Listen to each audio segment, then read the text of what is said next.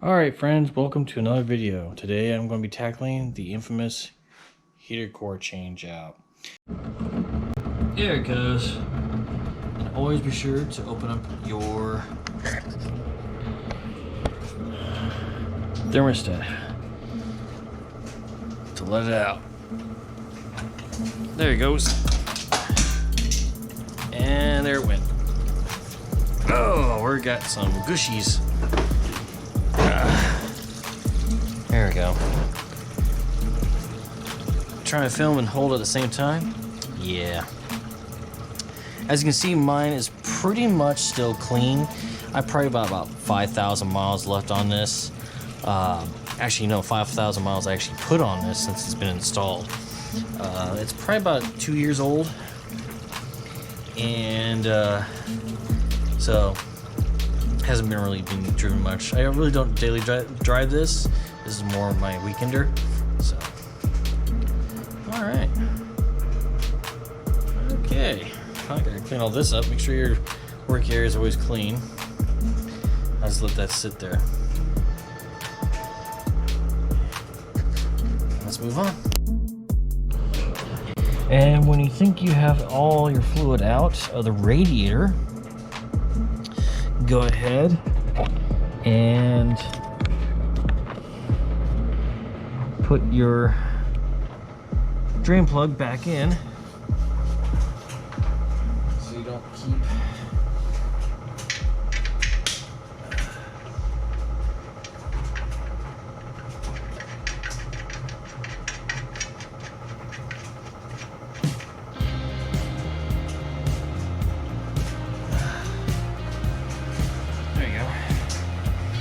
drain plugs in. Always have rags on hand. So you have clean up your mess. Work area is always clean.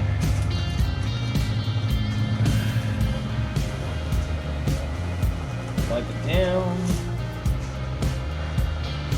Alright.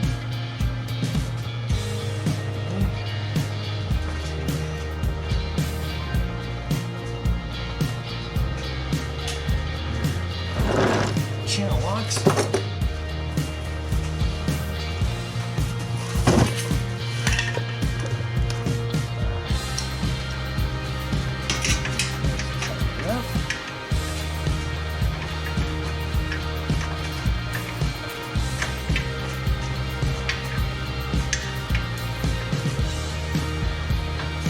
you go.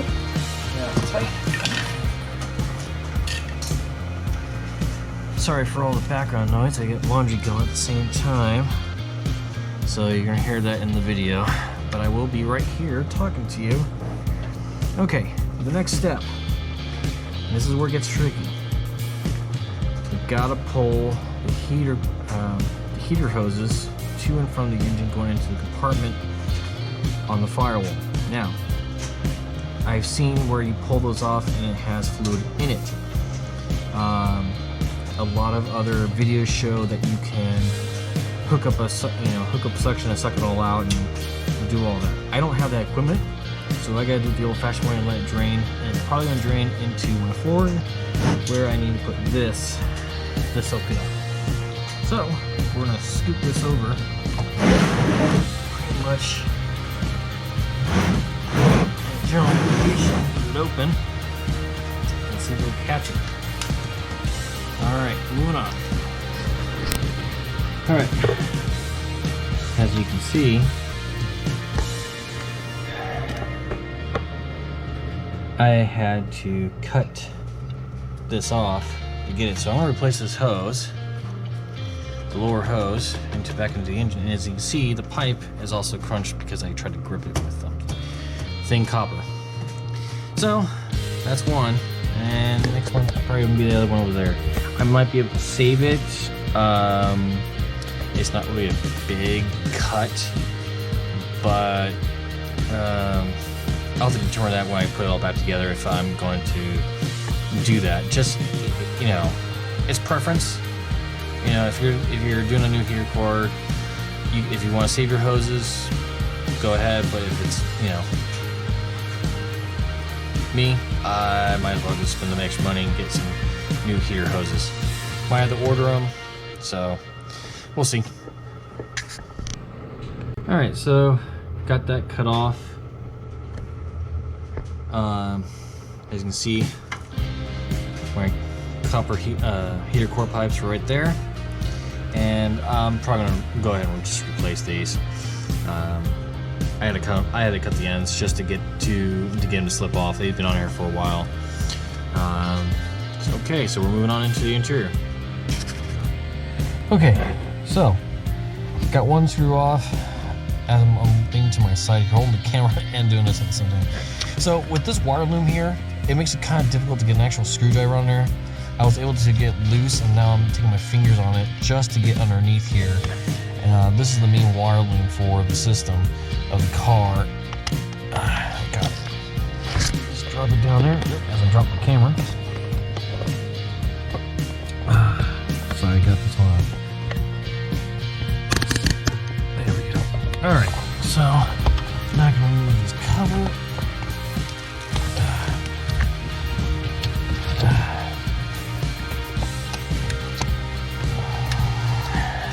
As usual, the wire loom is right my way. Come on, baby. All right.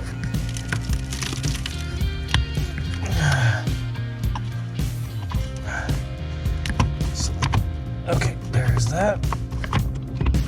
There's a clip here, or no? It's just that's just how it comes on and off. Okay. Okay. So there's the pipe that we need to cut right there. There's the other one that can be disconnected.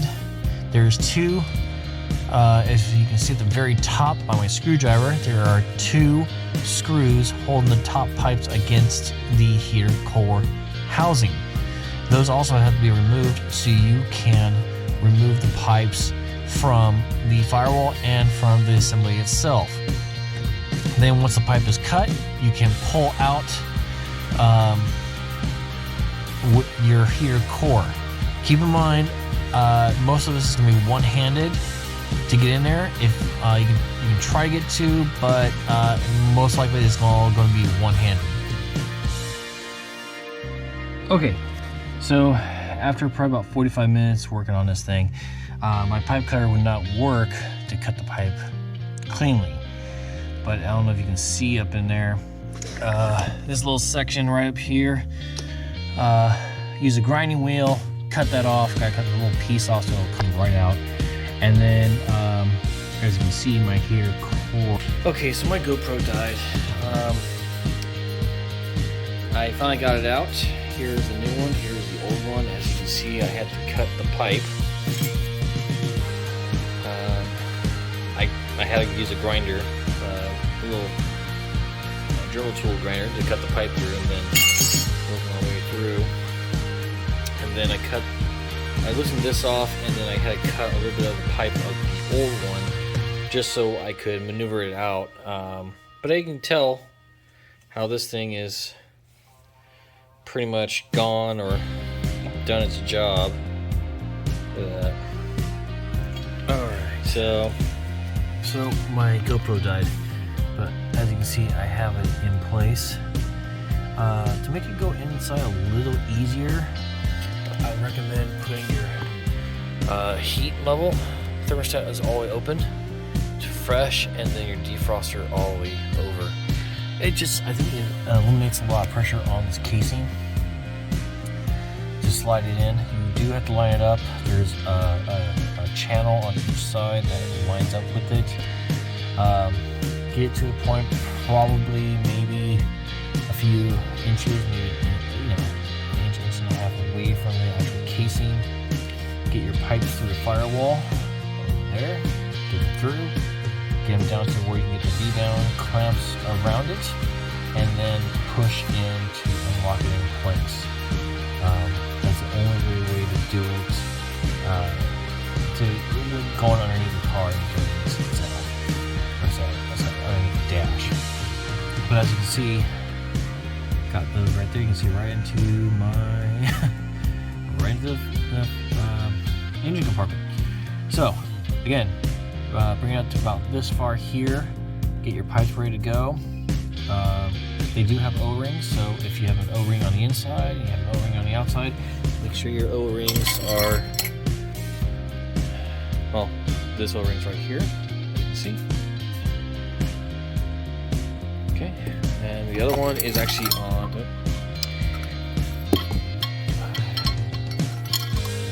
make sure the O-ring is on in there. So I'm gonna go ahead and grab that. Where's that O-ring? There we go. O-ring. Put it on my little guy here. There we go. Get the O-rings. Alright.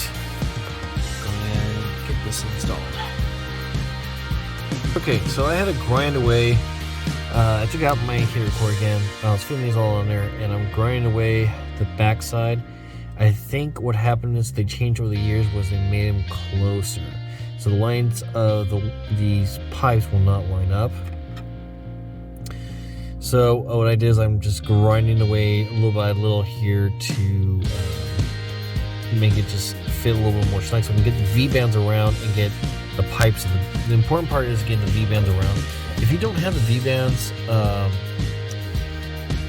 secured about that, as soon as you get coolant through there, it's going to leak, and then you'll have it all over your interior, which will ruin it, and then you gotta sit there and replace it all. So let's take a look on the inside. As you can see, look at all that crud.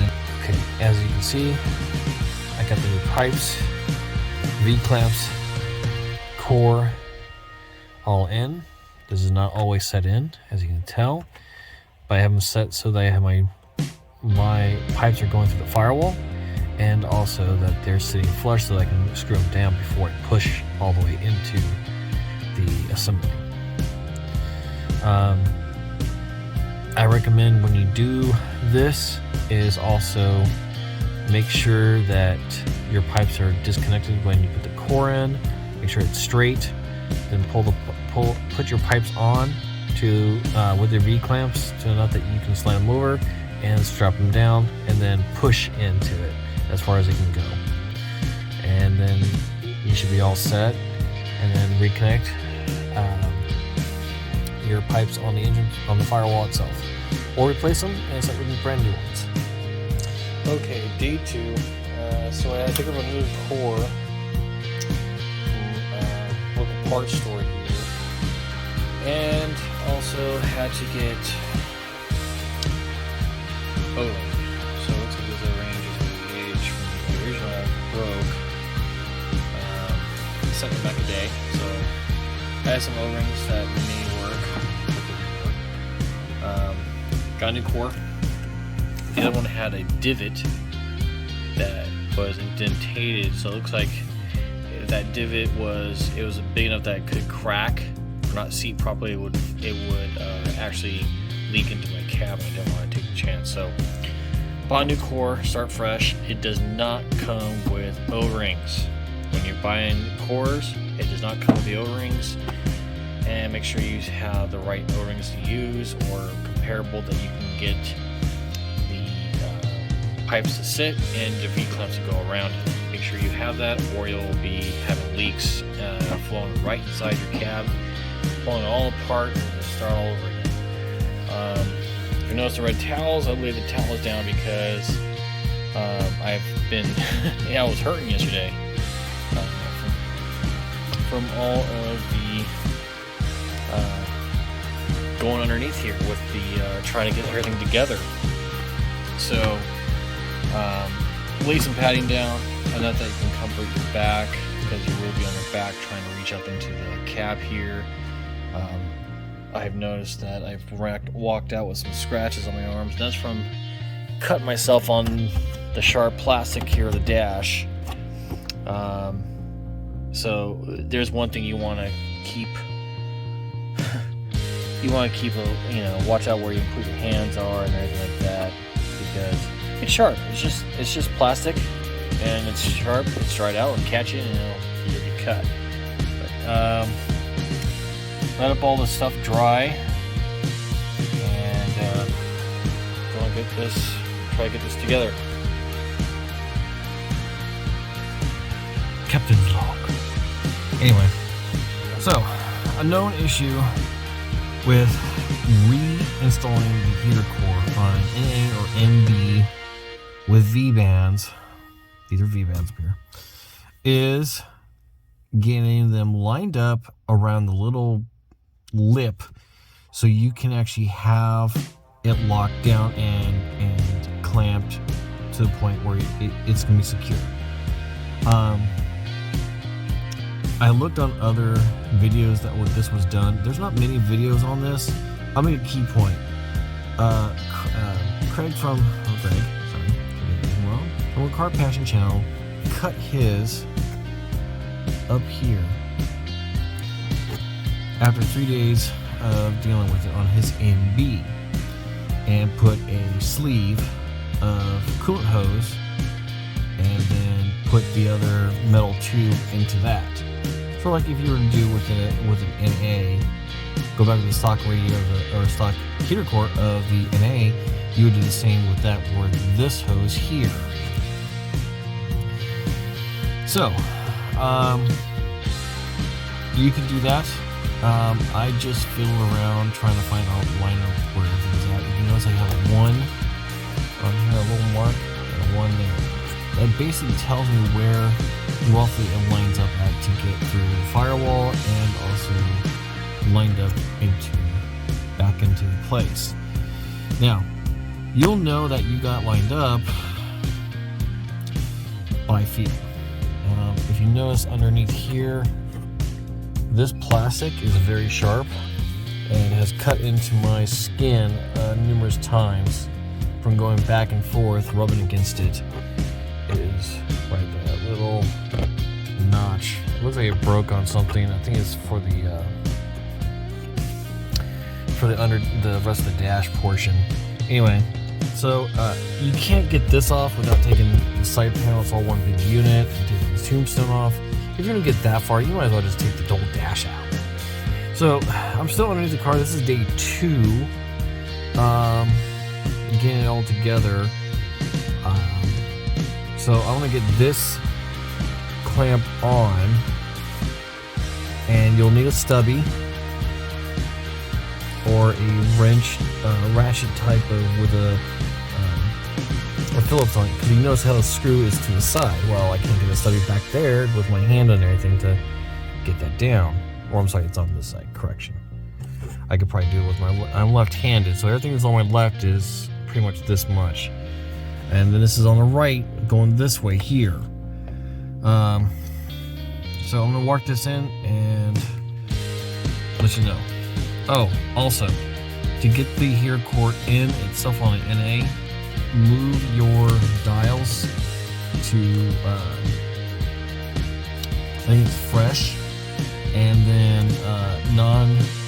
basically just open them up more so you can get the pressure off of your casement here. So it's just a little thing that I found out to get that worked in a little bit more. Okay, so I had to grind away.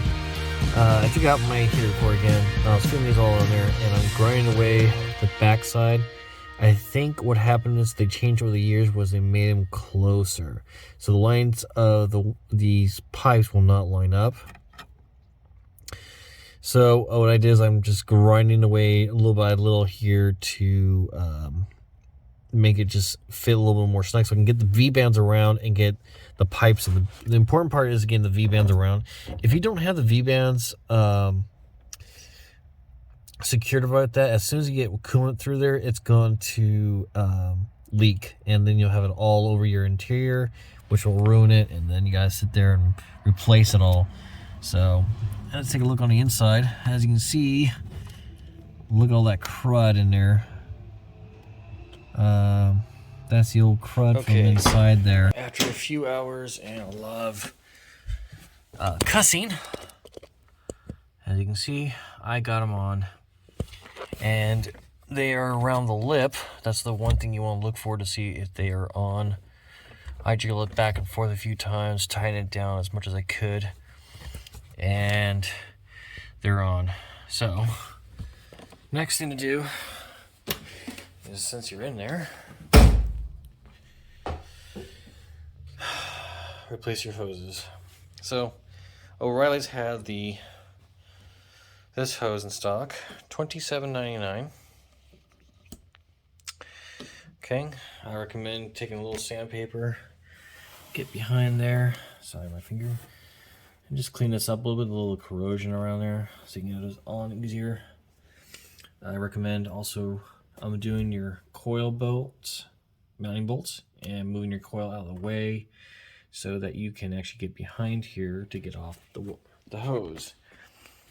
For the lower one, I didn't get the lower one, so I got about 3 feet of flexible one to go from section 1 to this section here.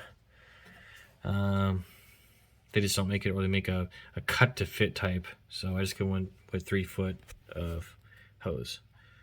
Okay, I let it idle for about 20 minutes. I checked for leaks.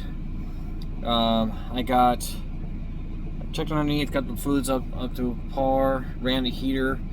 I'm gonna go ahead and do a test drive.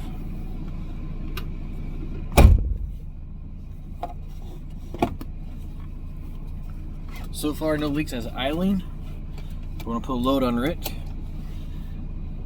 and then, all right.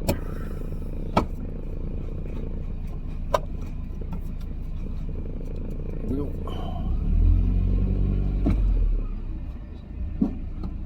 Ta-da!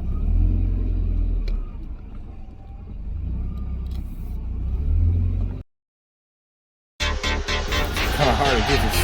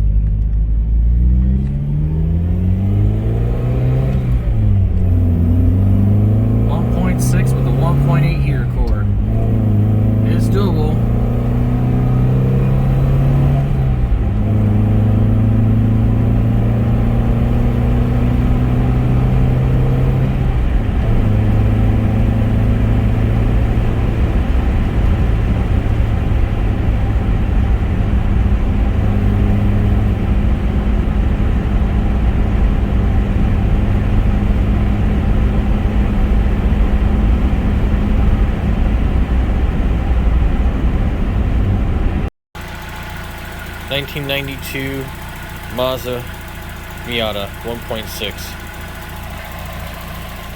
For reference, I was able to save the old hose, but had to buy a whole new one for about 30 bucks. Took 1 3/4 of the Peaks antifreeze. I'll check it in the morning when it cools off. Check my.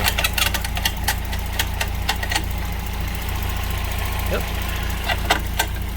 Not bubbling or anything on there. Oh, come on. There we go.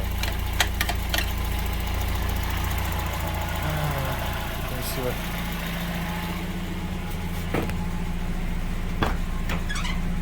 And temperature is stable. That's probably normal for it. Let's do this. Here works. Let's go to cool.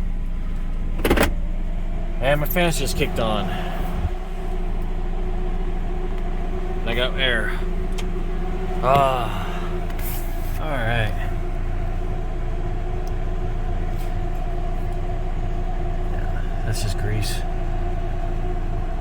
I'll put this on when I'm done.